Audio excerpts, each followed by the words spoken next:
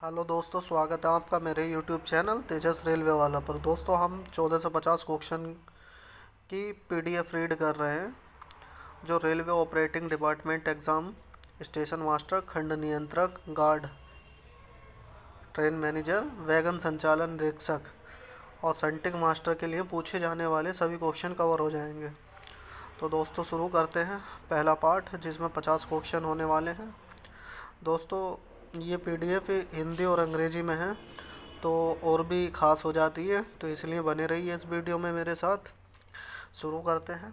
साधारण नियम किसके द्वारा बनाए जाते हैं? इसमें ऑप्शन दिए, हम केवल सही ऑप्शन ही पढ़ने वाले हैं। आंसर इसमें दिया गया है नीचे। तो रेलवे बोर्ड। तो अच्छा दोस्तों, ये हम मतलब आपके एक तरीके से इसकी कमेंट्री कर रहे हैं। बाकी पीडीएफ आप देख भी सकते हैं और इसको ऑडियो की तरह सुन भी सकते हैं आप, जैसे कि ईयरफोन लगा के काम करते हुए भी आप सुन सकते हैं उस तरीके से। ऑप्शन नंबर दूसरा है, सहायक नियम किसके द्वारा बनाए जाते हैं? तो ये सियोम द्वारा बनाए जाते हैं। ऑप्शन इसका ए सही है, पहला ऑप्शन सही है। स्टेशन संचालन नियम कौन बनाता है? स्टेशन संचालन नियम सीनियर डीओम बनाते हैं। ऑप्शन इसका पहला सही है। संचालन स्टेशन संचालन नियम कितनी शुद्धि पत्रों के बाद संशोधित किए जाते हैं? तो ये 5 पत्रों के बाद संशोधित किए जाते हैं। ऑप्शन इसका दूसरा सही है। स्टेशन संचालन नियम कितने समय बाद रिवाइज किए जाते हैं? तो स्टेशन संचालन नियम ये 5 वर्ष बाद रिवाइज किए जाते हैं। इसका ऑप्शन तीसरा सही है।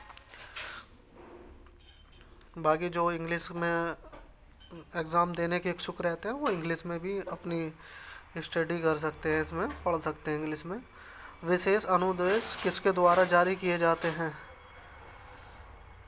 तो विशेष अनुदेश इसमें कोई भी ऑप्शन नहीं है, इनमें से कोई भी नहीं। ऑप्शन इसका चौथा सही है। अनुमोदित विशेष अनुदेश किसके द्वारा जारी किए जाते हैं? तो अनुमोदित जहाँ लिखा होता है वहाँ पे हम सीआरएस द्वारा जारी किए जाते हैं। ऑप्शन इसका तीसरा सही है, सीआरएस द्वारा। डबल लाइन पर लोको पायलट को क्या प्रस्थान अधिकार दिया जाता है? तो ये अंतिम रोक सिग्नल ऑफ करके। ऑप्शन इसका दूसरा सही है। पर्याप्त दूरी किसके द्वारा कम की जा सकती है? तो पर्याप्त दूरी किसी के भी द्वारा कम नहीं की जा सकती, इनमें से कोई नहीं। पर्याप्त दूरी इनमें से कोई नहीं, किसी के द्वारा कम नहीं की जा सकती। ऑप्शन इसका चौथा सही है। 2 संकेती सिग्नलों में ब्लॉक ओवरलैप कितने मीटर का होता है? तो 2 संकेती सिग्नल में 400 मीटर का होता है। ऑप्शन इसका दूसरा सही है। बहुसंकेती सिग्नलों में ब्लैक ओवरलैप कितने मीटर का होता है? तो ये 180 मीटर का होता है बहुसंकेती के मामले में। ऑप्शन इसका दूसरा सही है। 2 संकेती सिग्नलों में सिग्नल ओवरलैप कितने मीटर होता है? 2 संकेती सिग्नलों में सिग्नल ओवरलैप कितने मीटर का होता है? तो ये आपका 180 मीटर होता है सिग्नल ओवरलैप। बहुसंकेती सिग्नलों में सिग्नल ओवरलैप कितने मीटर होता है? तो बहुसंकेती में इनमें से कोई नहीं, क्योंकि वो 400 मीटर का होता है बहुसंकेती में सिग्नल ओवरलैप, तो इनमें से कोई नहीं। ऑप्शन इसका चौथा सही है। टर्मिनल स्टेशन पर सिग्नल ओवरलैप कितने मीटर होता है? टर्मिनल स्टेशन पर सिग्नल ओवरलैप, तो टर्मिनल स्टेशन पर नहीं होता, सिग्नल ओवरलैप ही नहीं होता और इसमें नहीं होता। ऑप्शन तीसरा सही है इसका। एक क्लास स्टेशन पर पिछला ब्लॉक सेक्शन कहाँ समाप्त होता है? तो ये स्टार्टर सिग्नल पर होता है। एक क्लास स्टेशन पर पिछला ब्लॉक सेक्शन स्टार्टर सिग्नल पर समाप्त होता है। बी क्लास में 2 संकेती सिग्नल वाले डबल लाइन स्टेशन पर पिछला ब्लॉक सेक्शन कहाँ समाप्त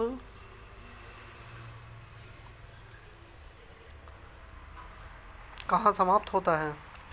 बी क्लास दो संकेती सिग्नल डबल लाइन वाले स्टेशन पर पिछला ब्लॉक सेक्शन कहाँ समाप्त होता है? तो होम सिग्नल पर खराब समाप्त होता है बी क्लास के मामले में। बी क्लास इकहरी लाइन पर दो संकेती सिग्नल लगे होने पर पिछला ब्लॉक सेक्शन कहाँ समाप्त होता है? तो ये एस एल बी पर समाप्त होता है इकारी लाइन के मामले में बी क्लास स्टेशन। दोस्तों ये ध्यान देने वाले क्वेश्चन है, ये अभ्यास करने से ही याद होंगे। बार बार रिपीट करिए। स्टेशन सेक्शन कहाँ होता है? तो ये बी क्लास स्टेशन पर होता है स्टेशन सेक्शन। न्यूट्रल जोन कहाँ पाया जाता है? Neutral zone A class station पर होता है न्यूट्रल जोन। न्यूट्रल सेक्शन कहाँ पाया जाता है? न्यूट्रल सेक्शन विद्युतीकरण सेक्शन पर होता है। क्वेश्चन नंबर 21 है, आउटर सिग्नल खराब होने पर इनमें से कौन सा सिग्नल खराब माना जाएगा?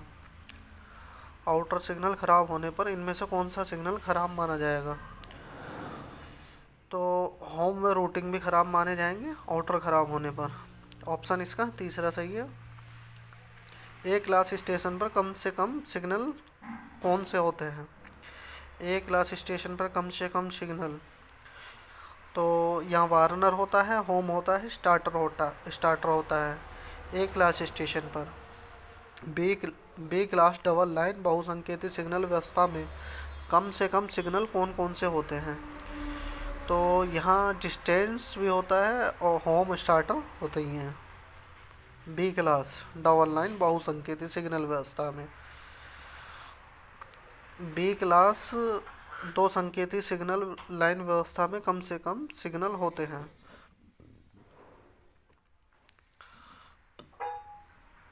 तो बी क्लास दो संकेती में पूछा है, तो कम से कम आउटर और होम दो सिग्नल होते हैं। बी क्लास सिंगल लाइन बहुसंकेती सिग्नल व्यवस्था में कम से कम सिग्नल कौन कौन से होते हैं? तो इस केस में डिस्टेंस, होम और स्टार्टर कम से कम होते हैं। अच्छा, जहाँ कम से कम पूछा है इसमें विशेष ध्यान देना है। बहुसंकेती सिग्नल व्यवस्था कहाँ नहीं होती? बहुसंकेती सिग्नल व्यवस्था ए क्लास स्टेशन पर नहीं होती है। डबल लाइन पर आउटर और होम के बीच कम से कम दूरी कितनी होती है? तो 400 मीटर आउटर और होम के बीच की दूरी डबल लाइन पर कम से कम। सिंगल लाइन पर आउटर और होम के बीच की दूरी कम से कम कितनी होती है? तो सिंगल लाइन पर आउटर और होम के बीच की दूरी 580 मीटर। डबल लाइन सेक्शन में बहुसंकेती सिग्नल व्यवस्था में होम तथा प्रथम फेसिंग कांटों के बीच कितनी दूरी होती है? तो इसमें 180 मीटर होती है। ऑप्शन नंबर 31 है, सिंगल लाइन सेक्शन में बहुसंकेती सिग्नल व्यवस्था में होम तथा प्रथम फेसिंग कांटों के बीच दूरी होती है। तो बहुसंकेती के मामले में 300 मीटर दूरी होती है। ऑप्शन इसका तीसरा सही है। बी क्लास डबल लाइन बहुसंकेती सिग्नल व्यवस्था में होम सिग्नल तथा BSLB के बीच कितनी दूरी होती है? तो बी क्लास डबल लाइन बहुसंकेती सिग्नल व्यवस्था, इसमें 180 मीटर दूरी होती है। पहला ऑप्शन सही है। डिस्टेंस सिग्नल नॉर्मल पोजीशन में कैसी बत्ती दिखाता है? तो डिस्टेंस सिग्नल नॉर्मल पोजीशन में पीला, एक पीला। डिस्टेंस सिग्नल लूप लाइन में कैसी बत्ती दिखाता है? लूप लाइन की बात कर रहा है तो लूप लाइन में आपका दो पीला दिखाता है डिस्टेंस सिग्नल मेन लाइन में कैसी बत्ती दिखाता है? मेन लाइन में हरा। ऑप्शन तीसरा सही है इसका। बहुसंकेती व्यवस्था में लूप लाइन से गुजरने वाली गाड़ी के लिए होम सिग्नल कैसी बत्ती है? बहुसंकेती व्यवस्था में लूप लाइन से गुजरने वाली गाड़ी के लिए होम सिग्नल बत्ती दिखाता है, तो इनमें से कोई नहीं। एक पीला, दो पीला, हरा, इनमें से कोई नहीं।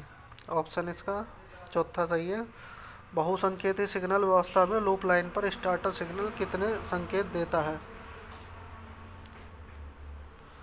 बहुसंकेती व्यवस्था में लूप लाइन पर स्टार्टर सिग्नल कितने संकेत देता है? और क्वेश्चन 40 है, तो यहाँ पे ये 2 संकेत देता है। पहला ऑप्शन सही है इसका। बहुसंकेती ऊपर उठने वाली व्यवस्था में लूप लाइन का स्टार्टर सिग्नल कितने संकेत देता है? बहुसंकेती ऊपर उठने वाली व्यवस्था में लूप लाइन पर स्टार्टर सिग्नल कितने संकेत देता है? तो ये 2 संकेत देता है। पहला ऑप्शन सही है। बहुसंकेती सिग्नल व्यवस्था में सी क्लास स्टेशन पर होम कितने संकेत देता है? 2 संकेत देता है। पहला ऑप्शन सही है इसका। रंगीन बत्ती वाले वार्नर सिग्नल अगर अलग खंबे पर होने पर क्या मार्कर लगा होता है? तो इस केस में पी मार्कर लगा होता है। रंगीन बत्ती वाले वार्नर सिग्नल अलग खंबे पर होने पर क्या मार्कर लगा होता है? P marker. ऑप्शन दूसरा सही है। रंगीन बत्ती वाले डिस्टेंस सिग्नल पर पहचान के लिए क्या मार्कर लगा होता है? तो इस केस में पी मार्कर लगा होता है। कॉलिंग ऑन सिग्नल रंगीन बत्ती वाला होने पर पहचान के लिए क्या मार्कर लगा होता है? तो सी मार्कर लगा होता है calling on. C4 calling, C4 marker, C marker लगा होता है। रिपीटिंग सिग्नल हत्थे वाले की पहचान के लिए क्या मार्कर लगा होता है? रिपीटिंग सिग्नल हत्थे वाले की पहचान के लिए इनमें से कोई नहीं। पी मार्कर नहीं, आर मार्कर नहीं, डब्ल्यू मार्कर नहीं, इनमें से कोई भी मार्कर। गेट सिग्नल की पहचान के लिए क्या मार्कर लगा होता है? तो गेट सिग्नल मार्कर के लिए सी मार्कर लगा, सॉरी जी मार्कर लगा होता है। G4 gate.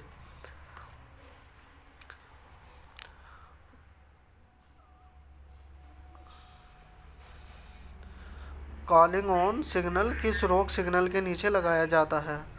तो कॉलिंग ऑन लगाया जाता है अंतिम रोक सिग्नल के नीचे। तो दोस्तों ये हमारे 50 इसमें पहले पार्ट में 50 क्वेश्चन कंप्लीट हो गए हैं। दोस्तों इस पीडीएफ की हम यूट्यूब पर कमेंट्री कर रहे हैं, और वीडियो अच्छा लगा है तो लाइक कर दीजिए और चैनल को सब्सक्राइब कर लीजिए। धन्यवाद।